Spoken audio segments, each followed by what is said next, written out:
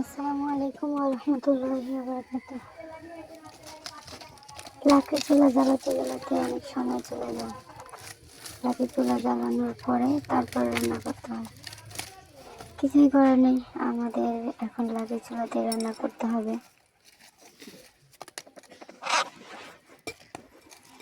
ঘরে কাজ চলছে, কোথাও রান্না করার কোনো জায়গা নেই। চুলাটা জ্বালাই, তারপরে রান্না শুরু করব।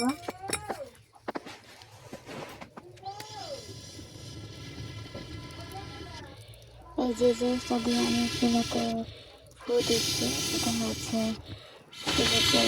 সবাই ইউজ করে আর কি। এটা থাকলে চুলা জ্বালানো খুব সহজ হয়, এবং যদি মাঝে মাঝে নিভে যায় চুলাটা, তাহলে খুব সহজেই জ্বালানো যায়। আমি আজকে তেলাপিয়া মাছ দিয়ে নতুন আলু, সিম, টমেটো, ধনেপাতা, কাঁচামরিচ দিয়ে মজাদার একটা রেসিপি তরকারি করব। আগুন জ্বালানো হয়ে গেছে মোটামুটি। তেলটা দিয়ে আস্তে আস্তে তেল গরম হতে থাকুক।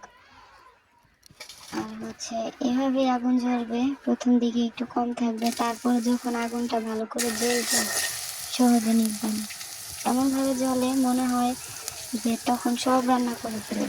যখন রান্না শেষ হয়ে যাবে তখন মাটির চুলা অনেকক্ষণ গরম থাকে, আর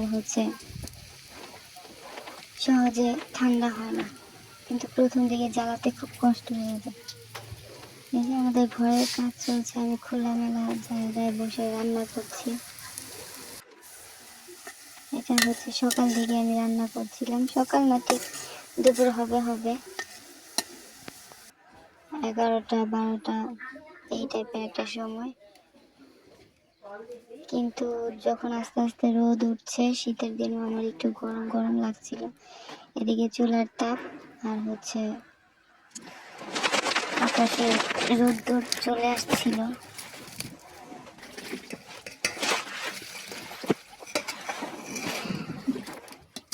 মাছগুলো ভেজে নেব।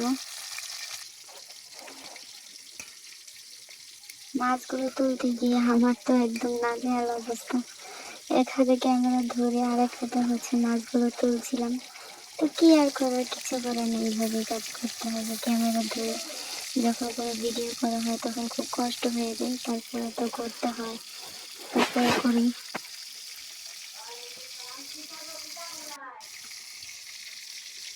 এই যে দেখেন সূর্য কত সুন্দর করে উঠছে। সূর্য অবশ্য অনেক আগেই উঠেছে, বাট আস্তে আস্তে সূর্যের তাপ বাড়ছে আর কি। এই মশলাগুলো একটু গুলে নিব একটু অল্প পানি দিয়ে। আর রেসিপি বলার কিছু নেই, কারণ সবাই তো মোটামুটি এইসব রেসিপি আমরা জানি, তো আর রেসিপি নতুন করে না বলি। ধনেপাতা, কাঁচামরিচ, টমেটো এগুলো আমি ধুয়ে কেটে রাখবো। কেটে তারপরে সবার শেষে এগুলো তরকারিতে দিয়ে দিব। আমি যে প্রথমে পেঁয়াজটা ভেজেছি সেটা তুলে রেখেছি, সেটা আমি পরে দিয়ে দেবো। অফ ক্যামেরা ধনেপাতা, কাঁচামরিচটা কেটে নিয়েছিলাম। মাছ ভাজা হয়ে গেছে, এখন আমি একটু মজা করে, ওফো, আলু আলু পড়ে গেল মাটির মধ্যে। আচ্ছা, আমি ধুয়ে আবার দিয়ে দিচ্ছি।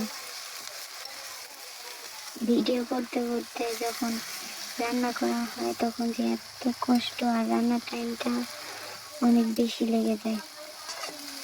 আমরা শুধু বসে বসে যদি দেখতাম। আজকে ভিডিও করতে গিয়ে বুঝতে পারলাম যে রান্না করতে করতে ভিডিও করা, রান্না করা পাশাপাশি আসলে খুবই কষ্টের কাজ। আমরা তো ভাবি যে সব কিছুই সহজ, আসলে করতে গেলে বোঝা যায় প্রত্যেকটা কাজ কতটা কঠিন, তাই না? এই মশলাটা আমি গুলিয়ে তারপরে কিছুক্ষণ রেখে দেবো, তারপর তরকারিতে দেবো। শুনেছি এইভাবে মশলা গুলিয়ে তারপরে পানি দিয়ে একটু গুলিয়ে রেখে কিছুক্ষণ পরে তরকারিতে দেওয়া হলে তরকারিটার স্বাদ নাকি খুব একটু বাটা মশলা টাইপের লাগে, সেই জন্য এরকম করে। আর কিছুটা সুবিধার জন্য, যেহেতু ভিডিও করছি, ভিডিওর সময় মশলা দিতে হয়তো আমি পারবো না, তাই ভাবলাম আজকে এরকম করে রান্না করি, দেখা যাক কি হয়। সত্যি বলতে রান্নাটা খুবই আলহামদুলিল্লাহ ভালো হয়েছিল। দেখতেও যেমন লোভনীয় ছিল, খেতেও মাশাআল্লাহ ভালো হয়েছিল।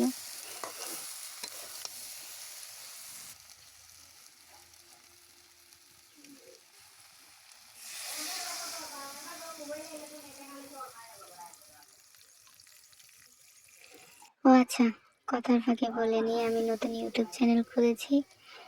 যারা যারা আমার ভিডিওটি এখন দেখছেন, যদি আপনাদের কাছে আমার ভিডিওর কোনো অংশ একটু ভালো লেগে যায়, তাহলে অবশ্যই আমার পাশে থাকবেন।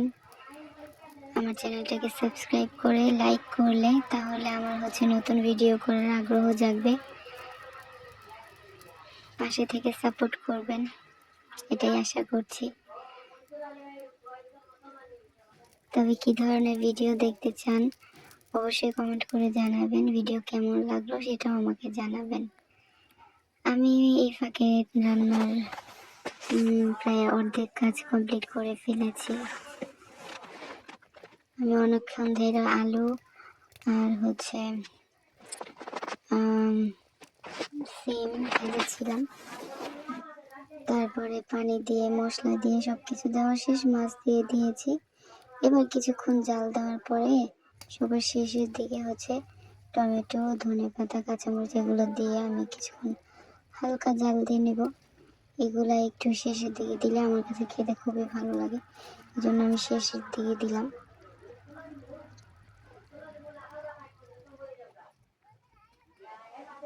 গ্রামে লাকড়ি চুলায় রান্না করলে, মাটির চুলা আর লাকড়ির আগুনে রান্না করলে মানে খাবারটার টেস্ট অন্যরকম আসে। যেরকম ভাবে আপনি রান্না করেন না কেন, খেতে কিন্তু আলহামদুলিল্লাহ খুবই ভালো লাগে।